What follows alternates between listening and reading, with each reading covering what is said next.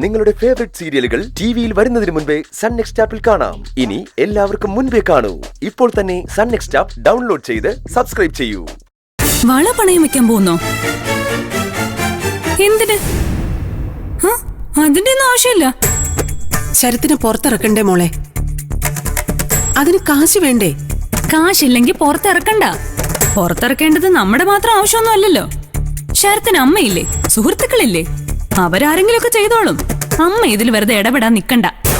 അങ്ങനെ ചെയ്യുന്നത് ശരിയാണോ മോളെ? ആര് കാരണ ശരത്ത് അകത്തായത്? അവൻ കാരണം. നമ്മളാണോ അയാൾ അകത്ത് കിടക്കാൻ കാരണം? എടി, ദേവിക പരാതി കൊടുത്തിട്ടല്ലേ അവൻ അകത്തായത്? പരാതി കൊടുക്കാനുള്ള സാഹചര്യം ഉണ്ടാക്കിയതാരാ? ശരത്തല്ലേ? ഓരോന്ന് ചെയ്യുമ്പോ ആലോചിക്കണമായിരുന്നു, എപ്പോഴെങ്കിലും തിരിച്ചടി കിട്ടുമെന്ന്. നിന്നോട് വന്ന് പറയണ്ടായിരുന്നു. അമ്മ നിർബന്ധിച്ചതുകൊണ്ടാ വന്നത്. അത് തലവേദനയായി. അമ്മയ്ക്ക് ഈ വള ആരാ വാങ്ങി തന്നെ? നിന്റെ അച്ഛൻ. അപ്പോ അച്ഛന്റെ സമ്മതം ഇല്ലാതെ ഈ വള ഊരി പണയം വെക്കാൻ പാടുണ്ടോ? സമ്മതം വാങ്ങാൻ അച്ഛൻ ഇങ്ങനെ കിടക്കുകയല്ലേ? അപ്പൊ എന്താ അമ്മ ചെയ്യേണ്ടത്? വള ഊരരുത്. ശരത്തിനെ ഇറക്കാൻ പണം വേണമെങ്കിൽ അതമ്മ വേറെ ഏതെങ്കിലും മാർഗത്തിലൂടെ കണ്ടുപിടിക്കണം. അതല്ലേ അമ്മേ മാന്യത? വേറെ എവിടെ നിന്നുണ്ടാക്കാനാ കാശ്? എല്ലാ വഴിയും നോക്കി, ഒന്നും നടക്കാതെ വന്നപ്പോഴാ വള പണയം വെക്കാതെ തീരുമാനിച്ചത്. എനിക്ക് പറയാനുള്ളത് ഞാൻ പറഞ്ഞു. ഇനി ബാക്കിയൊക്കെ അമ്മയുടെ ഇഷ്ടം. ശരത്തിനെ എങ്ങനെയെങ്കിലും പുറത്തിറക്കിയേ പറ്റൂ. അതിന് കാശ് വേണം. ഞാൻ നോക്കിയിട്ട് ഇതേ കാണുന്നുള്ളൂ. വള ഞാൻ പണയം വെച്ചിരിക്കും. അച്ഛനോട് കാണിക്കുന്ന നന്ദികേടാണെന്ന് മാത്രം അമ്മ ഓർത്താ മതി. നന്ദികേടിനെ കുറിച്ചൊന്നും ആരും എന്നെ പഠിപ്പിക്കണ്ട. ഉള്ളം കൈ കൊണ്ടു നടന്നവര് തന്നെയാ എന്നെ മുന്നീന്നും പിന്നീന്നും കുത്തിയത്. ഇതെന്റെ അഭിമാനത്തിന്റെ പ്രശ്ന.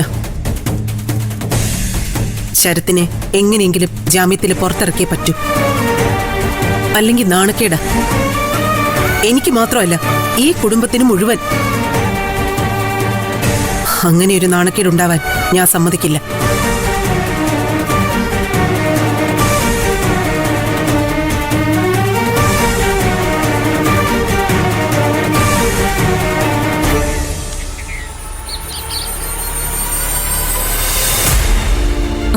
ഞങ്ങള് പരമാവധി പറഞ്ഞു നോക്കി. ഡാഡി സമ്മതിക്കുന്നില്ല. നിർബന്ധിക്കുന്നതിനൊരു പരിധിയില്ലേ? അവസാനം സത്യം തുറന്നു പറഞ്ഞാലോന്ന് വരെ ചിന്തിച്ചതാ. വിശാലിനെ ഓർത്താ അത് വേണ്ടെന്ന് വെച്ചത്. സാരമില്ല, ഇങ്ങനൊരു തീരുമാനം തന്നെയായിരുന്നു ഞാനും പ്രതീക്ഷിച്ചത്.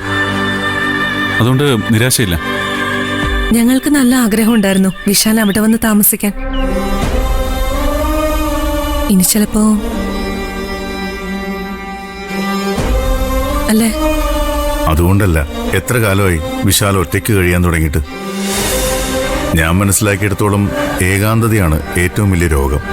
അത് മാറണമെങ്കിൽ നമ്മൾ തന്നെ വിചാരിക്കണം. എന്താ പിന്നെ ആ വഴിക്കൊന്ന് ചിന്തിച്ചാലോ? മനസ്സിലായില്ല.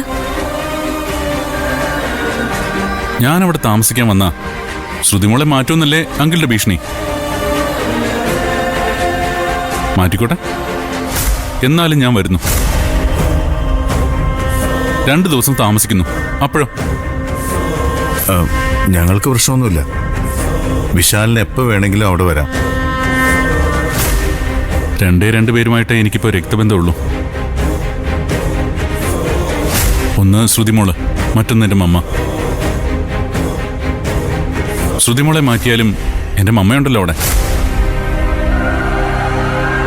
മമ്മയ്ക്കൊപ്പം കഴിയാം. മമ്മയ്ക്ക് ആഗ്രഹം കാണും എൻ്റെ ഒപ്പം താമസിക്കാൻ. എന്തു പറയുന്നു? ഞങ്ങൾക്ക് സമ്മതം. അക്ഷരയൊന്നും പറഞ്ഞില്ല. ഇദ്ദേഹം എന്ത് പറയുന്നോ അത് തന്നെ എന്റെയും തീരുമാനം. എന്നാ ഞാൻ വന്നോട്ടെ? വന്നു. അപ്പോഴും അങ്കിൾ എന്തെങ്കിലും ഉടക്ക് വെക്കോ? ഇനി ഡാഡിക്കൊന്നും പറയാൻ പറ്റില്ലല്ലോ. ശ്രുതിയെ മാറ്റുമായിരിക്കും. അതേ കൂടുതൽ എന്ത് ചെയ്യാൻ പറ്റും? ഇതറിയുമ്പോ അപ്പച്ചിക്ക് സന്തോഷാവും. അപ്പച്ചിക്ക് അറിയില്ലല്ലോ വിശാലിന്റെ അവസ്ഥ. ആ പാവം മകന്റെ മനസ്സ് മാറാൻ തുടങ്ങിയെന്ന് വിചാരിക്കട്ടെ. അവസാനം എല്ലാരെയും വേദനിപ്പിച്ച് കരയിച്ച് അങ്ങനൊരു പോക്കുണ്ടാവുമെന്ന് ഈ നിമിഷം ഞാൻ വിചാരിക്കുന്നില്ല, ആഗ്രഹിക്കുന്നുമില്ല. അതെ, ഞാനും അങ്ങനെ കരുതുന്നില്ല. വിശാല് ജീവിതത്തിലേക്ക് തിരിച്ചു വരും, നല്ല ആരോഗ്യവാനായിട്ട്, രോഗമില്ലാത്ത ഒരാളായിട്ട്. Thank you. ഇങ്ങനെ പ്രതീക്ഷിക്കാൻ ഒരാളെങ്കിലും ഉണ്ടാവുന്നത് ഏതൊരു രോഗിക്ക് ആശ്വാസം. എനിക്കതുണ്ട്, കടപ്പാടുണ്ട്. നന്ദി. വരാൻ ഞാൻ വീട്ടിലേക്ക്.